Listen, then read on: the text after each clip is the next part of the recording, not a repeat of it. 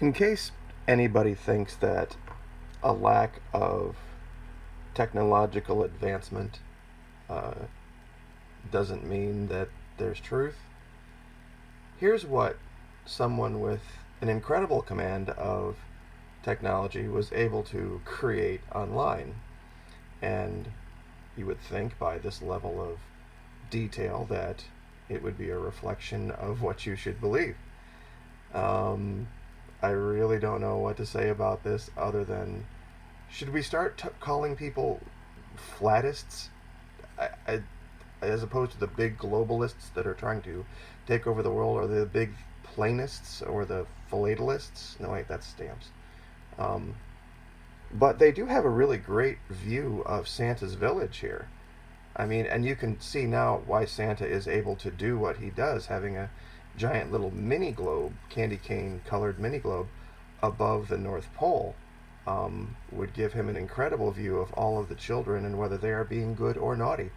Um, it explains a lot. This really does. It clears up all of the questions that mankind has had for such a long time about how Santa has been able to affect the amount of philanthropy that he has over the years.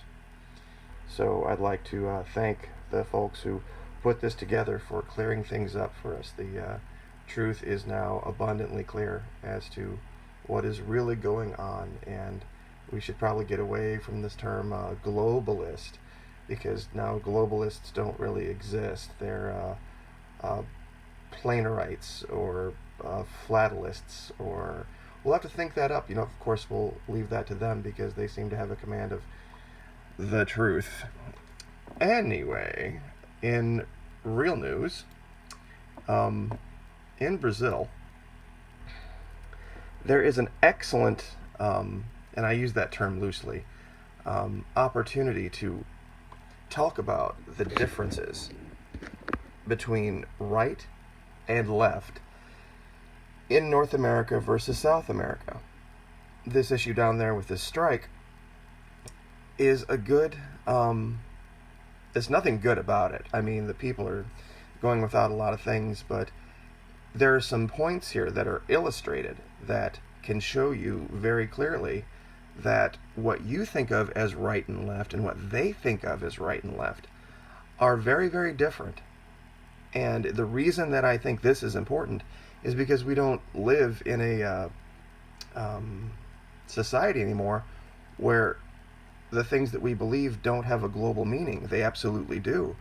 When, the U.S. has policies and it's the supporters of our government speak on a global stage, which we do. Every time you're on Facebook, every time you're on YouTube, every time you go anywhere, these are platforms that the entire world sees.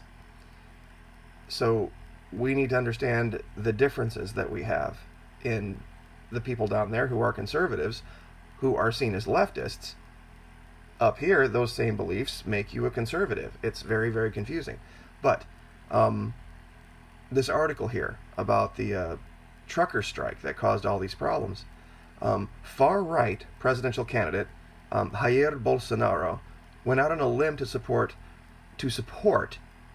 a truckers' strike that paralyzed Brazil and forced the government to reinstate costly fuel subsidies. And the strategy may have helped his chance of beating one of several pro-business reform candidates in October's election. Now, that first paragraph would send an average conservative here in America into a state of just cognitive dissonance, because it doesn't make sense with what we classically believe to be the case. And pardon me, my phone is acting very difficult. There we go. All right. So, far right, what would we think of up here? We would definitely not think of someone who would be supporting unions or supporting strikes. But in this particular case, that is what the far right means up here. It's very, very strange. And force the government to reinstate costly fuel subsidies. So what they were trying to, the fuel was subsidized. You see, what happened here is they tried to have fuel be subject to market forces. And that would be a very pro-business thing, a very pro-big business conservative thing, but not something they want down there. Places like Brazil and Chile, well, not so much Chile, more so than Argentina, have been classically more business U.S. friendly, but complete unregulated capitalism has problems. It absolutely does, and we're seeing that in Brazil. And this isn't an indictment of capitalism in general. It has its place, and there's a lot of capitalist principles that go on even in places like Bolivia and Ecuador and Venezuela. But I'll continue. The scale of the truckers' stoppage overwhelmed President Temer's unpopular government, which was pressured into granting truckers' demands as airports ran out of fuel, grocery shelves emptied, and drivers waited hours to fill their tanks. What this reminds me of is way back when Reagan ordered the pilots back into their planes. Private pilots, private businesses. The U.S. took control and basically kind of pseudo-nationalized the airline industry in this country because they tried to hold, our air commerce hostage. And Reagan, realizing that was part of national security, didn't allow it. And if that would ever happen here in this country, I think we would see that. We would see probably this being, part of national security be nationalized. This could foretell the future here for the United States. Despite the disruptions, truckers won support from many Brazilians angry at a surge in diesel prices, since state oil company Petrobras scrapped subsidies under Temer, meaning that prices went up after the government stopped basically paying most of the bill, trying to bring in more revenue to the government. See, this is the problem they're going to have now, because business, big business, in its definition, is going to do everything it possibly can to pay as few taxes as possible.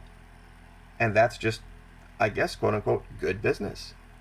But when you have people that are controlling things that are necessary for the operation day to day of your country, and they are attempting to do everything they can to avoid paying taxes or avoid doing what I think a lot of people would say would be their patriotic duty, to support the government, to support the existence of the state, then you have a problem. The state has to step in, especially in small places like this. Now, Brazil is much larger than places like Venezuela and Ecuador, but they still have the same problem. They have the same problem with businesses want to make as much profit as possible. And if they can find ways to hang on to more of their money, regardless of who it hurts, they will.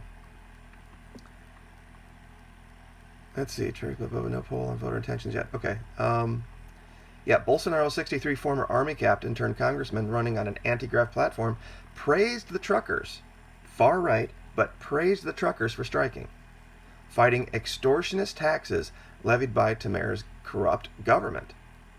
So this is what they're trying to do. This is what happens in all of these countries eventually. They lose tax revenue. When you go big pro-business, okay, and you think, oh, well, the business will, thrive, and everybody will, the trickle-down will work, and, the taxes paid by these businesses will go to the government, and it'll make everything better, and these these big organizations will find ways. They will find ways to get out of paying taxes, and it'll force the government to have to raise taxes to cover it, and this is what happens. So this is a story that covers this, and you can read this. This is on Reuters. This isn't on Telesur or Columbia Reports. This is actually on Reuters. And it talks about, and let's see if I can pull it up, down there, there's a link to this when it talks about, now, you have to remember something. Blue in South America means conservative. Or, pardon me, means the right. But a lot of what you would call classic conservative principles, what we believe, exists on the left down here. All of your belief systems that say that people have the right to X or people have the right to Y or Z or whatever, anytime you talk about things like that, that is seen as very leftist down there. Your right to free speech, your right to assembly, your right to a free press, your right to own a weapon, your right to due process, life, liberty, the pursuit of happiness. All of that, people's rights, voting, okay, every one man, one vote, all of that is seen as leftist principles. So, anyway, I just wanted to cover this, trying to reveal for you the truth of the matter and show that there are different beliefs in different parts of the world, and how they are described is different. So, anyway, if anybody wants to see that model from earlier, it's actually, this isn't it. It actually has, my thing is set on autoplay, but you can find it online. It's their stuff's all over the place, but we're going to get away from that. So, anyway, like, share, subscribe. Thank you so much for the support. I very much appreciate it. And for those who have come to Patreon as well, very much appreciate everything you guys are doing. We're having a great discussion over there. We'll see you next time. Thanks.